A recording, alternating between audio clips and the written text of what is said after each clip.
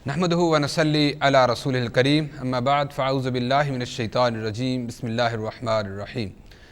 मौज़ूद नाज़रीन किराम, रोशनी प्रोग्राम के साथ आपकी खिदमत में शफ़ीक़ और रहमान शाहीन हाज़िर हैं। नाज़रीन किराम, रमज़ान मुबारक का महीना आहिस्ता आहिस्ता गुज़र रहा है। वो घड़ियाँ जो सआदतें थी, जिसका एक एक लम्हा अल्लाह रब्बुल आलमीन ने मुसलमान के लिए बाबरकत बनाया। मोमिनीन के लिए रमज़ान मुबारक एक मौसम बहार होता है, जिसमें वो अपनी तालीम, तरबियत, तब्दीली,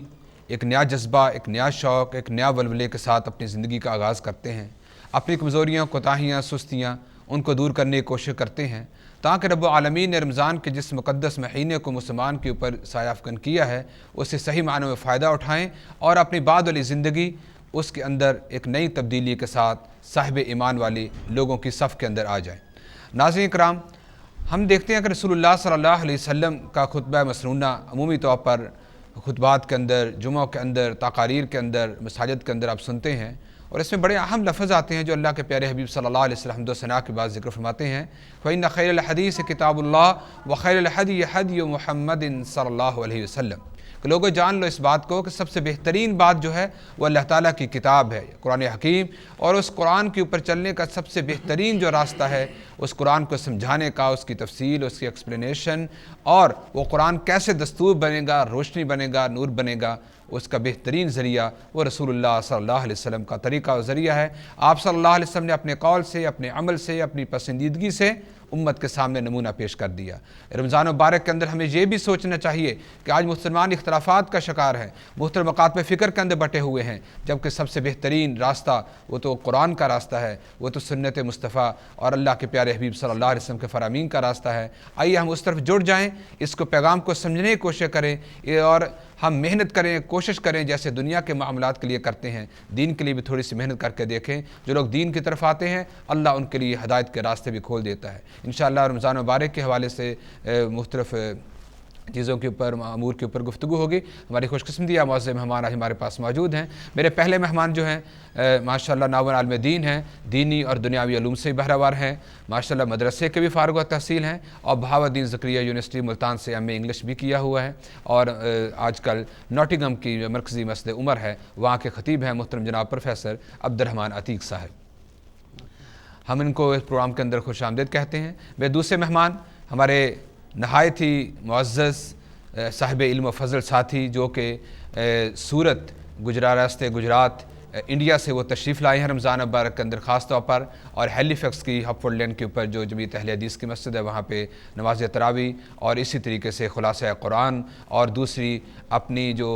इल्मी इनकी माशाअल्लाह एबिलिटी है उसके ज़रिए वहाँ के साथियों को, वहाँ के अहबाब को, वहाँ के मुसलमानों को फ़ायदा पहुँचा रहे हैं। मदरसा दावतुल हक़ सूरत के उस्ताद जनाब हाफ़िज़ अबू बकर सलमान पटेल साहब।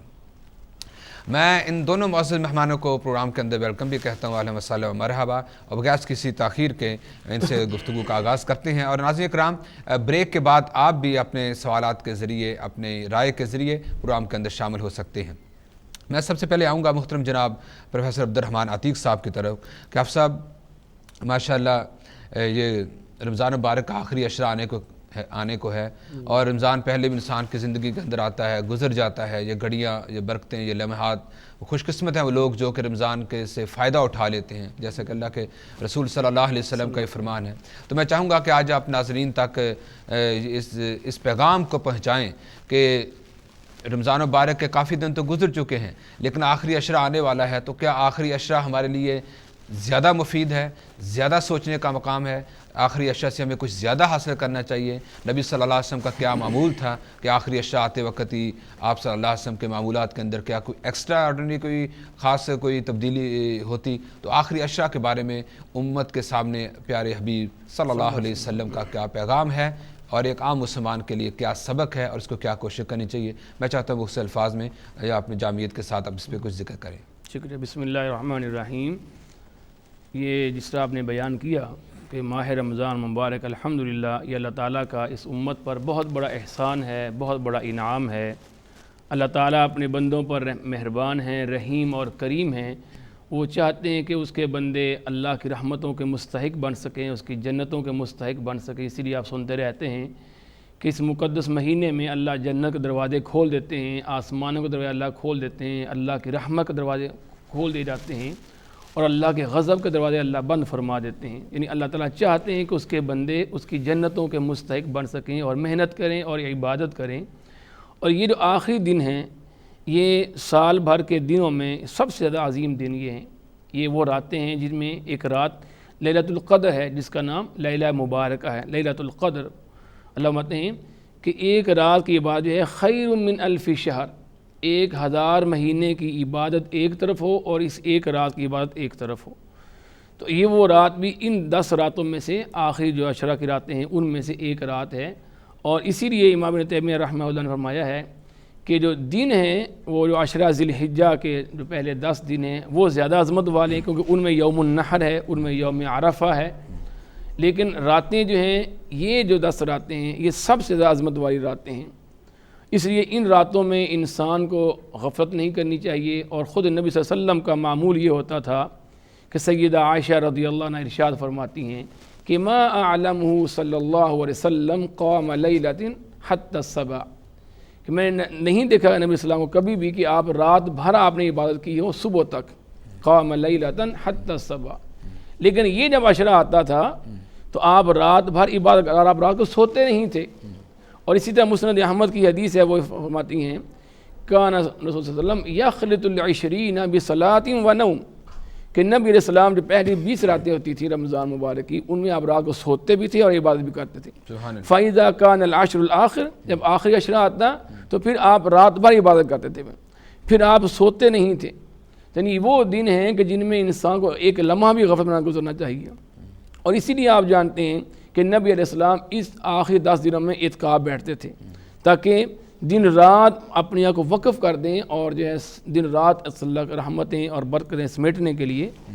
دنیا کی مصروفیات سے علیحدہ ہو جاتے تھے۔ پروفیسر صاحب، آپ کی گفتگو سے ایک یہ چیز بھی پتہ چل رہی ہے کہ عام جو مطلب باقی رمضان کے علاوہ یا رمضان کے پہلے 20 دنوں میں جو آپ صلی اللہ علیہ وسلم کا عام معمول تھا رات کے حوالے سے کہ آپ رات کو عشاء کی نماز اور کچھ سنتے ہیں یا نوافل ان کی ادائیگی کے بعد آپ کچھ دیر آرام کرتے، پھر آخری پہر اٹھ کے آپ صلی اللہ علیہ وسلم تہجد اس کا پڑھتے یا قیام اللیل جس کا ذکر حدیث کے اندر آتا ہے۔ لیکن رمضان کا جو آخری عشرہ تھا اس میں آپ پوری رات جاگا کرتے تھے۔ جی بالکل۔ تو اس لیے یعنی کہ رمضان مبارک کے آخری عشرے سے پہلی بات ہمیں یہ چیز ملی کہ پوری راتوں کو جاگنا۔ اب جاگ کے کیا کرنا چاہیے، یہ بھی تو بتائیں۔ ہاں، سیدہ عائشہ رضی اللہ عنہ فرماتی ہیں کہ نبی صلی اللہ علیہ وسلم کیا کرتے تھے کہ آپ ایقظ اہلا اذا دخل العشر الاواخر، جب آخری عشرہ آتا تو ایقظ اہلا، آپ اپنے گھر والوں کو بیدار کرتے اور خود بھی رات کو بیدار رہتے۔ احیا لیلا، آپ خود رات کو بیدار رہتے، اپنے گھر والوں کو بیدار رکھتے اور رات بھر عبادت کرتے آپ۔ تو یہ وہ راتیں ہیں کہ جن میں ہمارے ہاں مصروفیات بڑھ جاتی ہیں، ہمارے بد نصیبی سے، کیونکہ عید کی تیاری میں مصروف ہو جاتے ہیں، کاروبار میں ہو جاتے ہیں، شاپنگ میں مصروف ہو جاتے ہیں، حالانکہ یہ راتیں عبادت کی راتیں ہیں۔ اور ان میں سب سے بڑی بات جو ہے وہ رات کا قیام ہے کہ ہم رات بھر قیام کھڑے رہیں۔ زیادہ قیام جو ہے، کھڑا رہنا اللہ کا محبوب ہے، تو اسی لیے زیادہ ہم کوشش کریں کہ ہم رات بھر قیام کریں، نوافل پڑھیں، خود قرآن اگر یاد ہے خود پڑھیں، ورنہ جہاں اہتمام ہے قیام کرنے کا وہاں قیام کریں جا کر، پھر خود قرآن پڑھیں، بیٹھ کر بھی پڑھ سکتے ہیں، لیکن رات بھر جاگ کر گزاریں اور اس میں اللہ کا ذکر کریں، نوافل پڑھیں، تہجد پڑھیں، قیام اللیل ہے، قرآن کی تلاوت ہے اور دیگر اعمال ہیں۔ تو زیادہ یہ مہینہ جو ہے، اور چونکہ یہ عشرہ بھی آخری ہے جس میں قرآن نازل ہوا ہے، یعنی اور اس لیے قرآن کا تلاوت جو ہے اس میں زیادہ ہونی چاہیے۔ ماشاءاللہ، یعنی کہ یہ آپ نے بڑا نقطے کی بات بتائی کہ آخری عشرہ کیونکہ اسی کے اندر ہی قرآن کا نزول ہوا، تو قرآن کریم کی تلاوت، قرآن کے اوپر غور و فکر، تفکر، تدبر اس آخری عشرے کے اندر اور بڑھ جانا چاہیے۔ اور آپ نے جو دوسری بات کہی وہ بڑی ویسے اہم بات ہے کہ آخری عشرہ کے اندر عام طور پر ہم مسلمانوں کی جو مصروفیات ہیں وہ عید کی شاپنگ کے حوالے سے بھی بڑھ جاتی ہیں، اور ایک طرف آخری عشرے کے فضائل بھی زیادہ ہیں۔ گویا کہ یہ بڑا ایک ٹرننگ سا پوائنٹ ہوتا ہے، آزمائش ہوتی ہے کہ آدمی دنیا کے معمولات کو زیادہ ترجیح دے یا آخری عشرہ کے اندر آنے والے جو فضائل ہیں ان کی طرف انسان زیادہ۔ لیکن یہاں ایک بات یہ ہمیں ذہن میں رکھنی چاہیے، آپ نے فرمایا ہے کہ اس عشرہ میں لیلۃ القدر ہے، اور آپ نے وہاں یہ فرمایا من حرمها فقد حرم الخیر کلہ،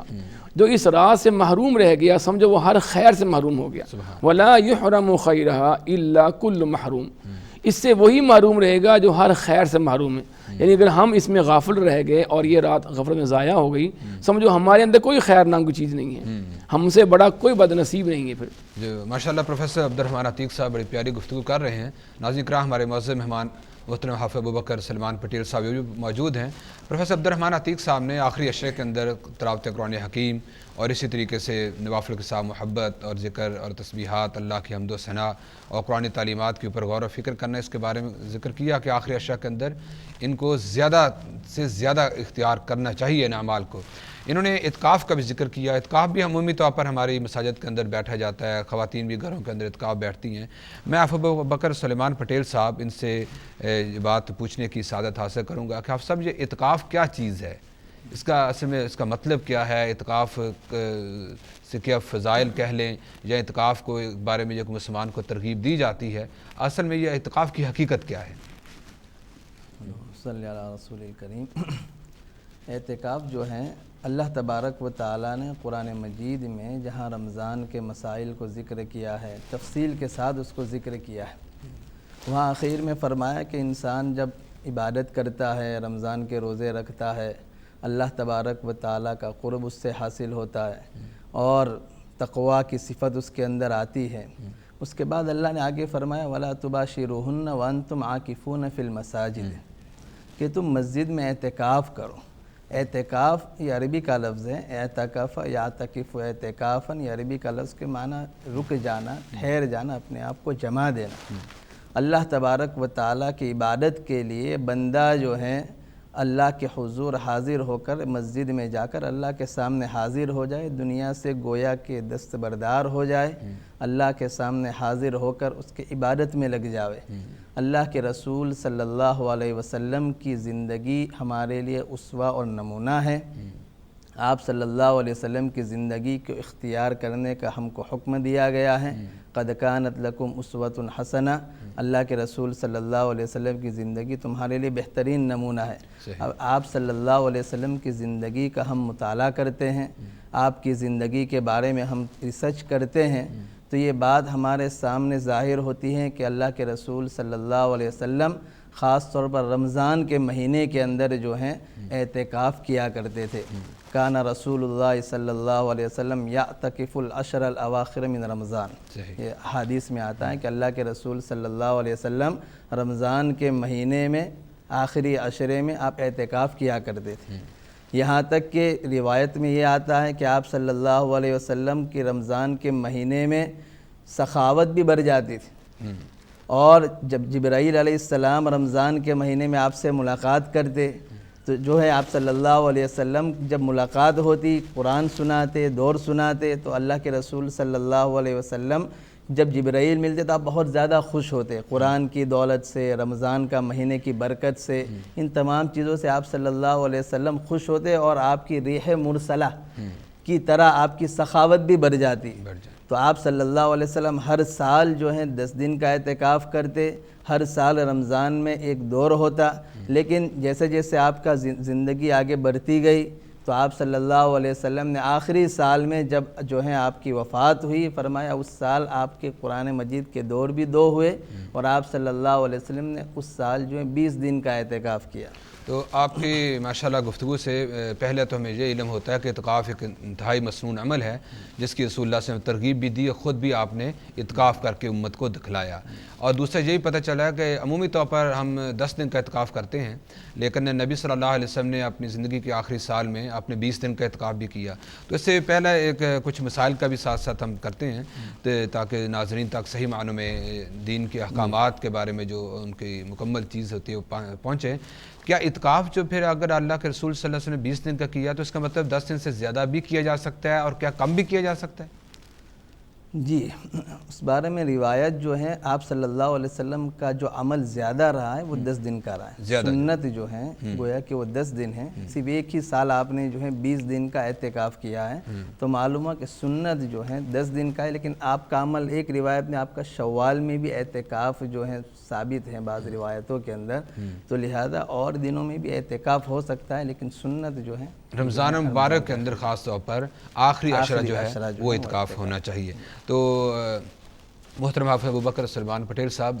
اعتکاف کے حوالے سے یہ بھی آپ ناظرین تک بات پہنچائیں، ان کو بتائیں کہ اعتکاف کا عمل کب شروع کیا جائے، کیونکہ لوگ عصر کے بعد اپنے بستروں کو لے کے آ جاتے ہیں مسجد کے اندر، اور کوئی کسی وقت، تو اعتکاف کا صحیح مسنون وقت کب شروع ہوتا ہے، اور مسلمان کو کیسے اس وقت کو صحیح معنوں میں حاصل کرنے کے لیے کیا کرنا چاہیے، اور کب پھر ختم ہوگا، اس کے بارے میں بھی ذرا بتا دیں۔ اعتکاف کا جو مشروع وقت جو ہمارے یہاں جو ایک عادت بنی ہوئی ہے کہ ہم جو ہے مغرب بعد یا 20ویں تاریخ کے عصر کے بعد جو ہم اعتکاف کو شروع کر دیتے ہیں، اللہ کے رسول صلی اللہ علیہ وسلم کا عمل جو روایتوں میں آتا ہے کہ آپ صلی اللہ علیہ وسلم اس دن فجر کے بعد اعتکاف میں بیٹھے، فجر کے بعد سے، یعنی کہ 21ویں کے روزے کو فجر کے جب سحری ختم ہو جاتی ہے تو اس کے بعد جب فجر کا وقت سٹارٹ ہوتا ہے تو اس وقت اعتکاف کے عمل کا وقت شروع ہوتا ہے۔ تو لیکن اس کا مطلب یہ ہے کہ رات کے وقت ظاہر و طاق رات بھی ہوتی ہے، تو عمومی طور پر ہم نے یہی دیکھا ہے جو اپنے اسلاف سے کہ وہ رات کے وقت اس لیے آ جایا کرتے تھے تاکہ وقت کے اندر وہ شامل آ سکیں، اور رات کیونکہ وہ طاق رات بھی ہے تو اس کے مسجد میں گزار کے اس صحیح معنوں میں فائدہ اٹھا اس لیے کہ اعتکاف کا اصل ایک مقصد یہ بھی ہے، اس وجہ سے آخری عشرے میں اعتکاف کیا جاتا ہے کہ انسان وہ جو طاق رات ہیں جس کے بارے میں روایتوں میں آتا ہے تو اس کو حاصل کر لے، تو لہذا بہتر تو یہی ہے کہ وہ طاق رات بھی حاصل ہو جاوے تو اگلے دن شام سے ہی بیٹھ جاوے، تو اس کے لیے ہمارے یہاں معاشرے کے اندر یہ چیز بھی معروف ہے کہ مرد حضرات مسجد میں بیٹھتے ہیں اور عورتیں جو ہیں وہ گھروں کے اندر اعتکاف بیٹھتی ہیں، تو کیا یہ چیز یہی مسنون ہے؟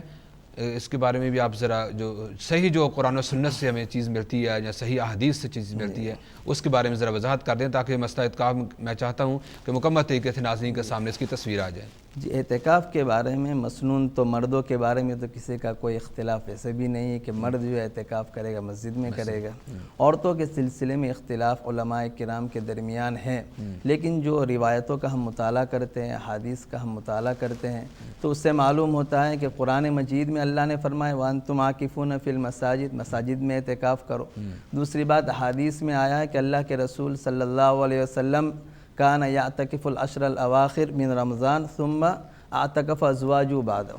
پھر آپ صلی اللہ علیہ وسلم کی ازواج جو ہیں وہ بھی اس کے بعد اعتکاف کیا کرتی تھی۔ آپ صلی اللہ علیہ وسلم کی ازواج آپ کی زندگی میں بھی اعتکاف کی روایت ملتی ہیں تو ان کا اعتکاف مسجد میں ہوتا تھا، سبحان اللہ۔ تو لہذا عورتوں کا بھی اعتکاف جو ہے مسجد ہی میں ہونا چاہیے اور مسجد ہی میں ہونا ضروری ہے۔ یعنی کہ آپ کی گفتگو سے یہ چیز پتہ چلی، ایک تو آپ نے قرآن کی آیت پڑھی ہے، کون سی صورت کی انتم عاکفون فی المساجد؟ یہ سورہ بقرہ کی آیت ہے، سورہ بقرہ میں ہے کہ اعتکاف کا جہاں حکم آیا قرآن کے اندر اس کا تعلق مسجد کے ساتھ لگایا گیا، اور جہاں تک خواتین کا مسئلہ ہے تو رسول اللہ صلی اللہ علیہ وسلم کے زمانہ مقدسہ کے اندر ازواج مطہرات جو تھی وہ مسجد کے اندر ہی اعتکاف کیا کرتی تھی، تو اس لحاظ سے میں سمجھتا ہوں کہ مساجد کے اندر خواتین کے اعتکاف بیٹھنے کا اہتمام ہونا چاہیے اور ان کے لیے باقاعدہ مخصوص جگہ ہونی چاہیے علیحدہ، لیکن اگر مساجد کے اندر مخصوص جگہ ان کے لیے نہ ہو سکے تحفظ والا اور بہترین ماحول جیسے خاتون جو ہے وہ بیٹھ کے اعتکاف کر سکے، پھر وہ گھر میں بیٹھ سکتی ہیں یا پھر بھی مسجد میں اس کو بیٹھنا پڑے گا؟ گھروں پہ نہ بیٹھے ہو، مسجد ہی کے اندر اعتکاف کرنا چاہیے، اگر نہ ہو تو مساجد کمیٹیوں کو ذمہ دار کو چاہیے کہ اس میں زیادہ خیال کرے، اور جو ہے جیسے نماز وغیرہ کا انتظام ان کا الگ سے ہوتا ہے، تراویح وغیرہ کے لیے عورتیں آتی ہیں، جمعہ کے لیے آتی ہیں، تو لہٰذا اور صحیح۔ حفص صاحب اس کے بارے میں آپ کچھ مزید کچھ؟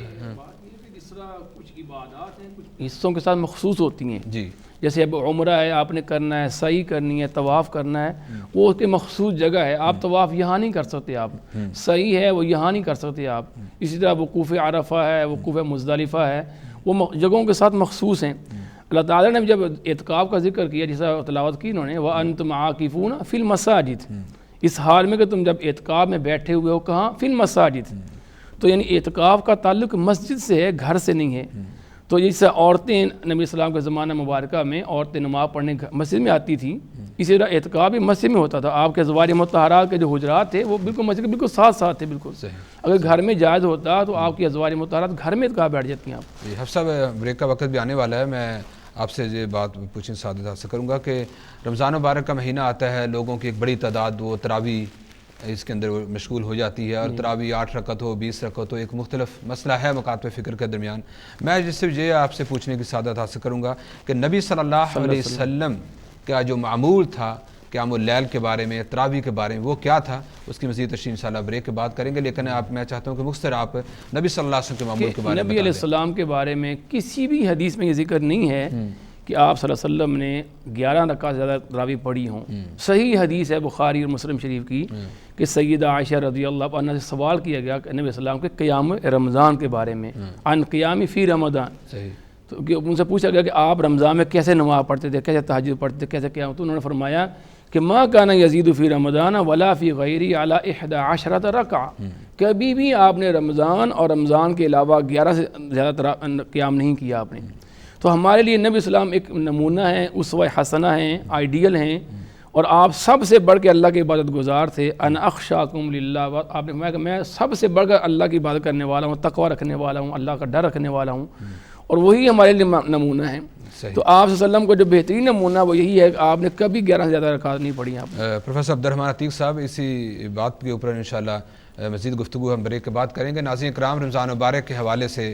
مختلف امور کے اوپر، مسائل کے اوپر گفتگو کی جا رہی ہے. تو انشاءاللہ بریک کے بعد دوبارہ واپس آتے ہیں، اور بریک کے بعد آپ بھی اپنے فون کالز کے ذریعے، رائے کے ذریعے پروگرام کے اندر شامل ہو سکتے ہیں. السلام علیکم ورحمۃ اللہ وبرکاتہ.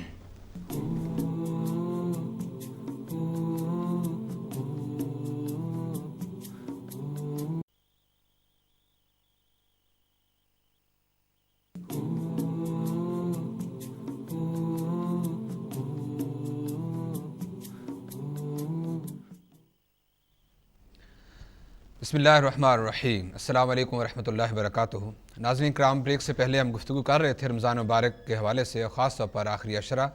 اور پھر رمضان کے اندر ایک مسلمان کو جو امور بجا لانے چاہیے جس کے ذریعے اللہ سے اپنا تعلق کو مضبوط بنا لیتا ہے. اور ان میں سے تلاوت قرآن بھی تھا، ان میں اعتکاف بھی تھا، ان میں دوسرے بھی فضائل والے اعمال ہیں جس کا ذکر ہمارے معزز علماء کرام کر رہے تھے. بریک سے پہلے میں نے پروفیسر عبدالرحمن عتیق صاحب سے یہ بات پوچھی تھی کہ نبی صلی اللہ علیہ وسلم کی جو سنت ہے صحیح حدیث مبارکہ سے، وہ تراویح کی کتنی رکعت تھی، کیونکہ مختلف مکاتب فقہ کے لوگ کے اندر مختلف چیزیں، مختلف رکعات جو ہیں وہ پڑھی جاتی ہیں. اب میں پروفیسر عبدالرحمن عتیق صاحب سے یہ بات پوچھنے کی سادہ سے کروں گا کہ آپ نے کہا کہ نبی صلی اللہ علیہ وسلم، صحیح بخاری کے اندر حدیث ہے کہ آپ 11 رکعت سے زیادہ قیام اللیل نہیں کرتے تھے. اب ہمارے ظاہر امت کے اندر مختلف مکاتب فقہ کا مختلف موقف ہے، تو وہ کہتے ہیں جی کہ 11 رکعت یہ بات تو صحیح ہے، لیکن یہ اس کا تعلق تہجد کے ساتھ ہے، تراویح کے ساتھ نہیں. تو میں آپ سے یہ پوچھوں گا کہ کیا تراویح اور قیام اللیل کیا یہ دو مختلف چیزیں ہیں، اور کیا نبی صلی اللہ علیہ وسلم کی زندگی کے اندر آپ نے رمضان کے اندر یہ معمول رکھا کہ آپ نے پہلے قیام اللیل کیا اور بعد میں رات کے آخری پہر پھر تہجد کی نماز پڑھی، تاکہ ہمارے سامنے یہ بات جو ہے اصل حقیقت کے ساتھ واضح ہو جائے؟ دیکھیں، کتب احادیث میں نبی علیہ السلام کا یہ معمول بڑی وضاحت سے موجود ہے کہ نبی علیہ السلام نے اپنے صحابہ کرام کو 3 راتیں اپنے قیام کرایا، خود تراویح آپ نے پڑھائیں. اور ان احادیث میں ذکر ہے کہ آپ صلی اللہ علیہ وسلم نے وہ اتنا لمبا قیام کیا کہ صحابہ کہتے ہیں کہ ہمیں ڈر ہوا کہ ہماری سحری ضائع ہو جائے گی، کہیں وہ ایسا نہ ہو کہ ہم قیام میں مصروف رہیں اور ہم سحری نہ کھا سکیں. بالکل یہ نبی علیہ السلام نے اتنا لمبا، اور وہ 11 رکعات تھیں. صحیح. یعنی آپ نے تہجد پھر کب پڑھی آپ نے؟ اگر وہ یعنی سحری کے وقت تک آپ نے قیام کیا. اور سیدہ عائشہ رضی اللہ عنہا کی حدیث فرماتی ہیں کہ آپ 4 رکعت پڑھتے، فلا تسأل عن حسنہن وطولہن، مت پوچھ کتنا لمبا قیام ہوتا تھا اور کتنا خوبصورت آپ وہ 4 رکعت پڑھتے، پھر آپ وقفہ کرتے، پھر آپ 4 پڑھتے. یعنی 8 کا ذکر ملتا ہے اور 3 وتر ہیں. 11 جیسا کہ بہت نامور عالم دین ہمارے بر صغیر کے علامہ انور شاہ کاشمیری رحمۃ اللہ علیہ، انہوں نے بڑی وضاحت سے لکھا یہ بات. انہوں نے کہا کہ یہ بات مانے بغیر چارہ ہی کوئی نہیں ہے کہ نبی علیہ السلام سے ثابت ہی نہیں کہ آپ نے کبھی 11 سے زیادہ پڑھی ہوں. یعنی یہی تہجد ہے، یعنی رمضان کے علاوہ اس کو تہجد کہتے ہیں، اور رمضان مبارک میں اسی کا نام قیام اللیل ہے، اسی کا نام تراویح ہے، اسی کا نام. یعنی کہ قیام اللیل اور تہجد کے اندر کوئی فرق نہیں ہے، کوئی فرق نہیں. صحیح. لیکن یہاں پہ یہ پھر مشہور ہے نا یہ بات کہ حضرت عمر فاروق رضی اللہ عنہ نے صحابی رسول تمیم داری اور ابی بن کعب کو حکم دیا کہ وہ لوگوں کو 20 رکعت تراویح پڑھائیں. یہ تو چیز مسئلہ بہت مشہور ہے. جی ہمارے یہاں یہ بات مشہور کر دی گئی ہے بد نصیبی سے. حالانکہ ہم جانتے ہیں کہ عمر فاروق رضی اللہ عنہ نبی صلی اللہ علیہ وسلم کتنی زیادہ محبت کرنے والے تھے، کتنا ان کے دل میں آپ کا احترام تھا کہ آپ کی سنت سے ہٹ کر کوئی عمل کرنے کو تیار نہیں تھے. وہ ہمارے یہاں بات لوگ یہ کہتے ہیں کہ ٹھیک ہے سنت یہ ہے، لیکن عمر فاروق نے یوں کر دیا. ہم یہ کہتے ہیں کہ بھائی کہ ہمیں کس کی اتباع ضروری ہمارے اوپر ہے. اگر نبی علیہ السلام کا یہی عمل تھا، صحابہ کرام یہی پڑھتے رہے، تو پھر ہم اس کے علاوہ کسی اور کو کیوں دیکھتے ہیں؟ اب باقی رہے گی بات عمر فاروق رضی اللہ عنہ کے بارے میں، یہ بھی ان پہ الزام لگایا جاتا ہے، یعنی ممکن نہیں ہے، یعنی ہمارے پاس موطا امام مالک موجود ہے، جس بھائی کو بھی تحقیق کی ضرورت ہے موطا امام مالک کھول، اس میں بڑی وضاحت سے ان کا یہ قول موجود ہے کہ عمر فاروق رضی اللہ عنہ نے ابی بن کعب تمیم داری کو 11 رکعت پڑھانے کا حکم دیا، اور یہ بات موطا امام کے اندر بالکل موجود ہے، کوئی بھی اس کا انکار نہیں کر سکتا بالکل کہ عمر فاروق رضی اللہ عنہ نے ابی بن کعب کو اور تمیم داری کو 11 رکعت پڑھنے کا حکم دیا، اور یہ موطا امام مالک ہمارے پاس اس میں موجود ہے، اس میں یہ بڑی وضاحت حدیث موجود ہے بالکل ان کی۔ لیکن یہ جو معروف ہے کہ حضرت عمر فاروق کے دور میں لوگ 20 رکعت پڑھا کرتے تھے، یہ دوسری بات ہے کہ ان کے ایک اور قول ملتا ہے، اور وہ حدیث قول ضعیف سند سے موجود ہے کہ عمر فاروق رضی اللہ عنہ کے زمانہ میں یعنی کچھ لوگ جو ہیں وہ 21 رکعت 23 رکعت بعد میں زیادہ رکعت بھی ثابت ہیں پڑھتے تھے۔ اب یہاں کوئی یہ پہلی بات یہ قول ہی ضعیف ہے، دوسری بات یہ ہے کہ اس میں یہ ذکر نہیں کہ عمر فاروق نے حکم دیا تھا ان کو، یعنی یہ کہ لوگ پڑھتے تھے، لوگ ہم یہ کہتے ہیں کہ سنت رکعت وہ 11 ہیں، اگر ہم مسجد میں اس کا اہتمام کرتے ہیں باجماعت، جیسے نبی صلی اللہ علیہ وسلم نے خود باجماعت پڑھائی تو وہ 11 رکعت تھیں، تو مسجد میں باجماعت اہتمام 11 کا ہی ہونا چاہیے، 20 کا نہیں ہونا چاہیے۔ ہاں باقی یہ نفل ہیں، کوئی انسان زیادہ پڑھے، 14 پڑھنا چاہے 18 پڑھنا چاہے جتنا، یعنی وہ نفل ہے، اس میں پابندی نہیں ہے، لیکن جب ہم یہ کہتے ہیں کہ اس کا اہتمام کریں مسجد میں تو پھر اس کا اہتمام 11 ہی ہونا چاہیے بالکل۔ لیکن پروفیسر عبدالرحمن عتیق صاحب، آپ کی گفتگو سے ایک مسئلہ تو ہمارے سامنے یہ واضح ہو رہا ہے کہ جو اصل سنت ہے صحیح حدیث سے ثابت وہ 11 رکعت ہے، لیکن حضرت عمر فاروق کے دور میں کے بارے میں جو مشہور کیا جاتا ہے کہ کچھ لوگ 20 پڑھا کرتے تھے، لیکن یہ حضرت عمر فاروق کا کوئی مستقل حکم نہیں تھا، ان کا حکم نہیں تھا۔ اب یہاں پہ یہ بھی چیز ہے نا، لوگ پھر یہ بھی کہتے ہیں کہ دیکھیں یہ حرم کے اندر بھی تو 20 پڑھی جاتی ہے نا۔ دیکھیں حرم جو ہے، حرم دو حرمین مکہ اور مدینہ، یہ دو ایسی جگہ ہیں، ایسے مقدس مقامات ہیں جو امت کے اجتماعی مقامات ہیں، ہر شخص کا اس پہ حق ہے، وہاں ہر مکتبہ فکر کے لوگ جاتے ہیں، جو 8 پڑھنے والے ہیں، جو 20 پڑھنے والے ہیں، تو انہوں نے اہتمام کر دیا ہے، اور لیکن انہوں نے اہتمام یہ کیا کہ ایک امام جو 10 رکعت پڑھاتا ہے بس، اس کے بعد وہ چلا جاتا ہے، وہ پھر اگلا امام آتا ہے پھر وہ 10 پڑھاتا ہے، یعنی جس کا جو دل چاہتا ہے، وہ چاہتے ہیں کہ امت میں اجتماعیت رہے۔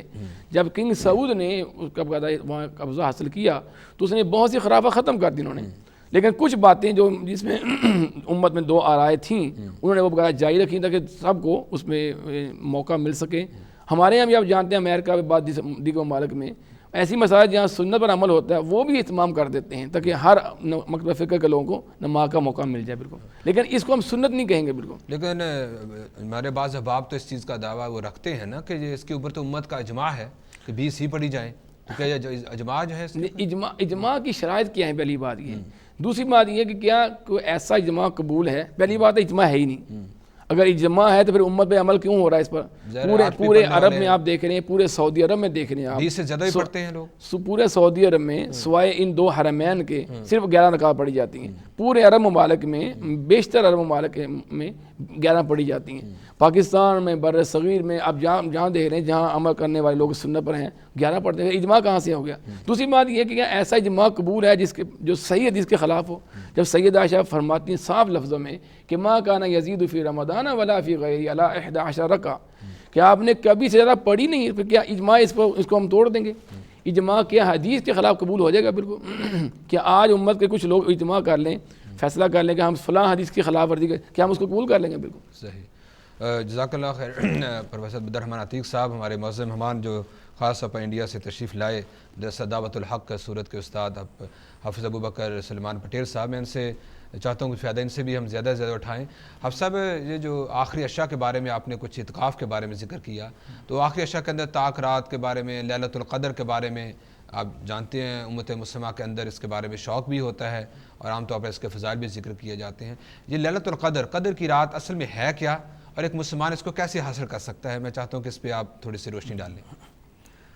لیلۃ القدر جو ہے خود اللہ تبارک و تعالیٰ نے قرآن مجید کے اندر جو ہے ایک سورت نازل فرمائی، سورت کا نام ہے سورۃ القدر، انا انزلناہ فی لیلۃ القدر وما ادراک ما لیلۃ القدر لیلۃ القدر خیر من الف شہر۔ اللہ تعالیٰ نے قرآن مجید کو جو نازل کیا وہ رمضان کے مہینے کے اندر نازل کیا کہ شہر رمضان الذی انزل فیہ القرآن، قرآن مجید جو نازل کیا وہ رمضان کے مہینے میں نازل کیا، اور رمضان کے مہینے میں بھی شب قدر میں نازل کیا، انا انزلناہ فی لیلۃ القدر، لیلۃ القدر میں نازل کیا۔ پھر اللہ تعالیٰ خود جو ہے سوال کے انداز میں پوچھتے ہیں بھائی لیلۃ القدر کیا ہے، اللہ کا سوال کے انداز میں پوچھنا فرمایا اس چیز کی اور زیادہ اہمیت کو بتلاتا۔ اللہ تعالیٰ ڈائریکٹ بھی بیان کر سکتے ہیں، لیکن اس کو اور ایک سوال کے بعد اس کا جواب دیا۔ جب کسی چیز کا سوال کیا جاتا ہے تو جو سننے والے ہوتے ہیں اس کو ان کے جواب کی تمنا زیادہ ہو جاتی ہے، اس کا جواب کیا ہوگا، تو اللہ نے پھر سوال کیا، اس کے جواب میں فرمایا لیلۃ القدر خیر من الف شہر، لیلۃ القدر جو ہے 1000 مہینوں کی عبادت سے بہتر ہے۔ صحیح۔ تو یہ لیلۃ القدر جو ہے ہمیں آخری عشرے کے اندر ملے گی، آخری عشرہ کے اندر کب اس کو تلاش کیا جائے؟ یہ لیلۃ القدر جو ہے یہ آخری عشرے میں ہے، اور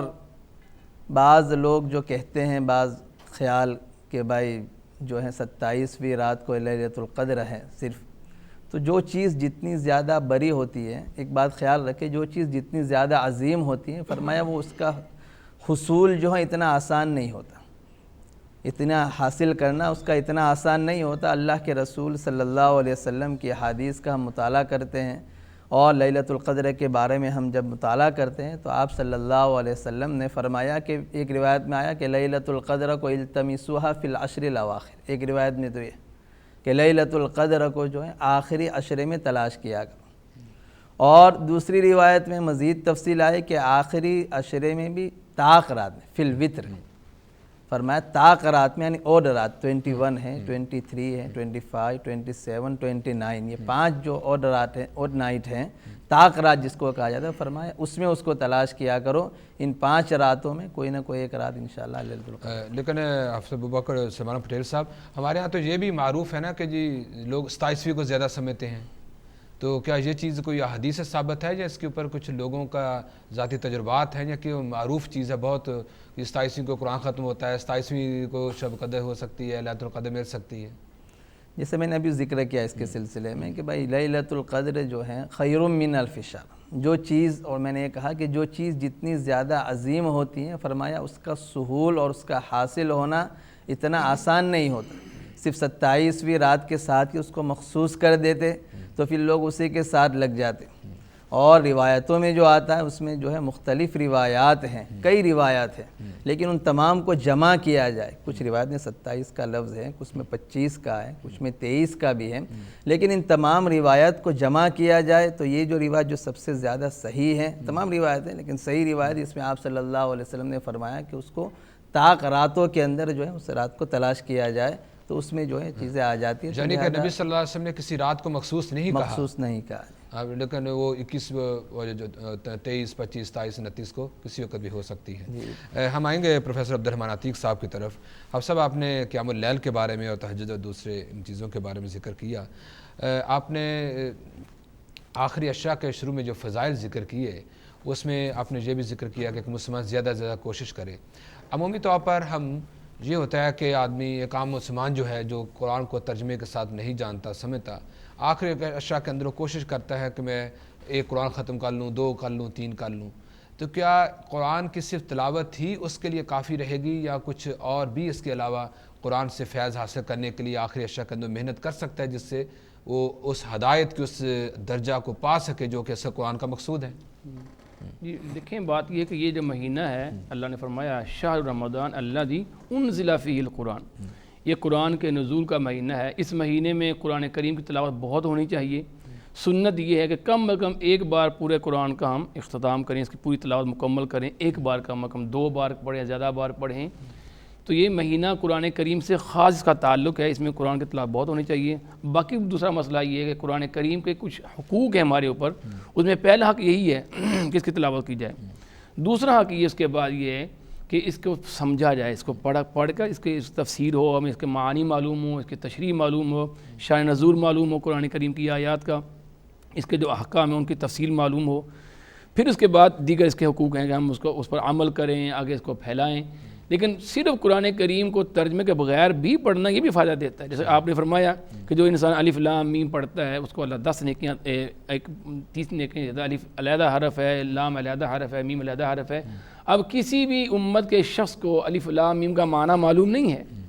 اب الف لام میم پڑھنے پر معنی نہیں معلوم پھر بھی ثواب ملتا ہے. تو جو شخص ہاں یہ علیحدہ بات ہے کہ ہمیں اس کو سمجھنا ضروری چاہیے, لیکن سمجھے بغیر بھی جو پڑھے گا جس کو جو ترجمہ نہیں آتا اس کو بھی اللہ اس کو ثواب سے محروم نہیں کرے گا. آخری اشیاء کے اندر ہمیں ایک چیز بھی نظر آتی ہے کہ لوگ صدقۃ الفطر عام طور پر جو فطرانہ ہم استعمال کرتے ہیں, تو آف ابوبکر سلمان پٹیل صاحب سے میں پوچھوں گا کہ آپ صاحب یہ صدقۃ الفطر یہ کیا چیز ہے, اور کیا یہ فرض ہے کہ ہر مسلمان لازمی اس کو ادا کرے؟ اسلام جو ہے ایک ہماگیر مذہب ہے, اور مذہب اسلام جو ہے تمام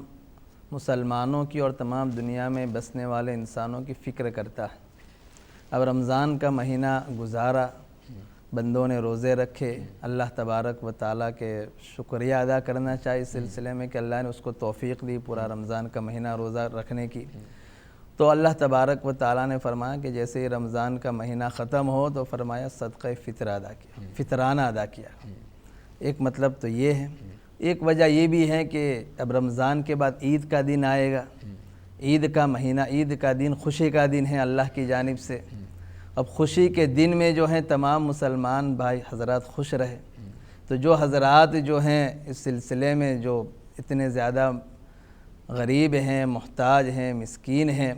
تو مالدار یا اچھے جو مسلمان ہیں ان کو کہا کہ بھائی صدقہ فطر دیا کرو, عید سے پہلے دیا کرو تاکہ ان لوگوں کی بھی عید ہو جائے. تو بعض دفعہ لوگ جو فطرانہ ہے یہ عید کے دن ادا کرنے آ کے مسجد میں دیتے ہیں, یہ کہ مستحقین تک پہنچائیں, یہ کام کریں, تو اس کا مطلب ہے کہ یہ چیز غیر مستحب ہے, اچھی بات نہیں ہے, کیونکہ صدقہ فطر کا اصل حکم یہ ہے کہ عید سے پہلے مستحقین تک پہنچ جائیں تاکہ عید کی خوشیوں کے اندر وہ امت کے ساتھ وہ شامل ہو سکیں, اور اسلامک سوسائٹی کا ایک اندر جو ایک محبت اور جگانیت اور اخوت کا آنی چاہیے وہ اس بھائی چارے کے اندر وہ اپنے آپ کو بھی اسی مقام کے ساتھ وہ برابر سمجھیں. تو لیکن صدقہ فطر کتنا ادا کرنا چاہیے؟ ہم دیکھتے ہیں مساجد کے اندر کوئی 2.5 پاؤنڈ لکھتا ہے, کوئی 3 پاؤنڈ لکھتا ہے, کوئی 5 پاؤنڈ لکھتا ہے. جہاں پہ آپ تو انڈیا سے آئے ہیں, پتہ نہیں وہاں کتنے روپے چل رہے ہیں. تو اس کا اصل حکم کیا ہے کہ صدقہ تو فطر یا فطرانہ اس کا ایک فرد کے اوپر جو فرض ہوگا وہ کتنی رقم ہوگی, کس صورت میں ہوگی, جائے اس پہ وضاحت کر دیا. جی, روایتوں میں جو آتا ہے اس سلسلے میں اللہ کے رسول صلی اللہ علیہ وسلم نے جو صدقہ فطر ادا کیا, صاع من شعیر, صاع من تمر, یا روایت میں صاع من طعام, ایک صاع جو ہیں گیہوں کا. یہ صاع کتنا ہوتا ہے؟ صاع جو ہیں تقریباً 2.5 کلو, 5 رتل جس کو یہاں کہا جائے گا, مطلب ہمارے انڈیا کے لحاظ سے ہم جو اس کو شمار کرتے ہیں. یعنی کہ آپ نے جو ذکر کیا ایک صاع جو ہے وہ غلہ اس کو دیا جائے یا اس کے برابر اس کے برابر کی رقم دی جائے. لیکن وہ صاع جو 2.5 کلو وہ چاول بھی ہو سکتے ہیں, وہ کھجور بھی ہو سکتی ہے, وہ آٹا بھی ہو سکتا ہے, جو چیز بھی آپ زیادہ اس لیے کہ طعام کا لفظ بھی ذکر کیا, طعام میں تمام چیزیں شامل ہو جاتی ہیں. نہیں تو اس میں ہم یہ بھی کہہ سکتے ہیں, اب ظاہر ہے جو 2.5 کلو آٹا اس کا تو رقم بہت کم ہوگی اور 2.5 کلو کھجور کی بہت زیادہ ہوگی, تو اس کو ایک توازن قائم کرتے ہوئے ہم کوئی میڈیم کی شکل اختیار کر لیں, یا ہر فرد جو اپنے اوپر خود بھی چیک کر سکتا ہے کہ ان کے گھر کے اندر ان کے کھانے کا معمول کیا ہے. ہم دیکھتے ہیں نا ہمارے بعض جو لوگ ہیں وہ زیادہ روٹی پسند کرتے ہیں, بعض جو زیادہ چاول پسند کرتے ہیں, ان کے گھروں میں چاول زیادہ پکتا ہے. تو 2.5 کلو وزن کے اعتبار سے جتنی رقم بنتی ہے جو آپ کے کھانے کا معمول ہے, کیا اس سے مراد میں یہی سمجھوں؟ ہاں, رقم دے, یا پھر اس معاشرے میں جہاں آپ تقسیم کر رہے ہیں, جیسے اب ہمارے یہاں انڈیا میں جو تقسیم کرتے ہیں تو ہمارے یہاں گیہوں اور چاول یہ جو ہیں زیادہ لوگوں کے لیے مفید رہتا ہے اور زیادہ اس کی ضرورت رہتی ہے. تو معاشرے میں تو ہم اس کو وہی تقسیم کر دیتے ہیں کہ گیہوں اور چاول ہی تقسیم کر دیا جاتا ہے, اور اگر مناسب جو ہو کہ جو زیادہ وہاں یہ ہو تو اسی لحاظ سے اس کی رقم کا یہ لگایا جائے, اندازہ لگایا جائے, اس حساب سے اس کی لیکن صدقہ فطر پھر کن لوگوں کو دیا جائے؟ کیا یہ عام تقسیم کرتے ہیں؟ نہیں, عام تقسیم نہیں, جو تقریباً زکوٰۃ کے جو مستحقین ہیں جس کا مصرف اللہ تبارک و تعالیٰ نے انما الصدقات للفقراء والمساکین جو مصارف ذکر فرمائے وہی جو ہے صدقہ فطر کے مصارف. ماشاءاللہ محترم حبیب ابوبکر سلمان پٹیل صاحب, آپ آج ہمارے پروگرام کے اندر تشریف لائے, ہم آپ کا شکریہ ادا کرتے ہیں, اور اللہ رب العالمین آپ کے علم و فضل کے اندر اضافہ فرمائے, اور آپ کا جو ادارہ جو ہے مدرسہ دعوت الحق انڈیا کے اندر اللہ اس کو بھی کامیابی دن دگنی ترقی عطا فرمائے. پروفیسر عبدالرحمن عتیق صاحب, آپ سے میں پروگرام ہمارے اختتامی مراحل کی طرف ہے کہ رمضان مبارک کے حوالے سے ماشاءاللہ آپ بھی رمضان کے اندر مختلف قسم کی دعوتی ایکٹیویٹیز کرتے ہیں. میں چاہتا ہوں آخری پیغام آپ 30 سیکنڈ کے اندر رمضان کا پورے کا خلاصہ اس کے اعمال کا کیا ہونا چاہیے؟ دیکھیں, رمضان مبارک کا مہینہ جو ہے اللہ نے فرما دیا کہ لعلکم تتقون، تاکہ تم متقی بن سکو۔ اس کے دو طرح کے معنی، ایک تو یہ کہ ہم پرہیزگاری اختیار کر لیں، گناہوں سے بچنے والے ہو جائیں، ہمارے دل میں نیکی کی محبت پیدا ہو جائے، گناہ کی نفرت پیدا ہو جائے۔ دوسرا جہنم سے رہائی کا مہینہ ہے، تاکہ تم جہنم کی آگ سے بچ جاؤ۔ تو آج ہم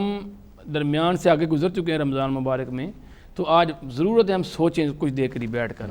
کہ ہم نے کتنا تقوی حاصل کیا، ہمارے دل میں کتنی محبت پیدا ہوئی اللہ کی، اللہ کے نبی کی، دین کا کتنا شعار۔ اور پھر دوسری بات یہ ہے کہ جو فرائض ہیں اس کی محبت کتنی پیدا ہوئی ہے۔ 5 وقت کا جو نمازیں ہیں کہ ہم اس کے پابند ہو گئے ہیں، کہ ہم حلال کا تمیز کرنے والے ہو گئے ہیں، کہ ہم حرام بچنے والے ہو گئے ہیں، کہ ہمارے دل میں سود کی نفرت پیدا ہوئی ہے، حرام چیزوں کی نفرت پیدا ہوئی ہے۔ تو یہ رمضان کا یہ اپنی خود احتسابی کا مہینہ ہے، ہم اپنا احتساب کریں، اپنا جائزہ لیں، اور پھر دل میں عبادت کا شوق پیدا کریں۔ آج اگر ہم نے جو نیکی شروع کی ہے ہم اس کا معمول بنا لیں۔ ماشاء اللہ، سبحان اللہ۔ ناظرین کرام، آج کے پروگرام کے اندر ہم نے رمضان مبارک کے حوالے سے مختلف امور کے اوپر گفتگو کی۔ حقیقت میں رمضان سے پہلے بھی ہم نے پروگرام کیے، شروع کے اندر بھی، پہلے عشرہ کے اندر بھی، کہ رمضان کا اصل مقصد روزے کا جو قرآن نے ذکر کیا کہ لعلکم تتقون، تاکہ تم متقی بن جاؤ، پرہیزگار بن جاؤ۔ وہ سارے نیکیاں، وہ سارے اعمال صالح جو انسان کو تقویٰ کی طرف لے جاتے ہیں، رب سے ڈرنے والا بنا دیتے ہیں، جہنم سے بچنے والا بنا دیتے ہیں، ہمیں ان سارے امور کو اختیار کرنا ہے۔ اللہ مجھے بھی اور ہم سب کو رمضان کے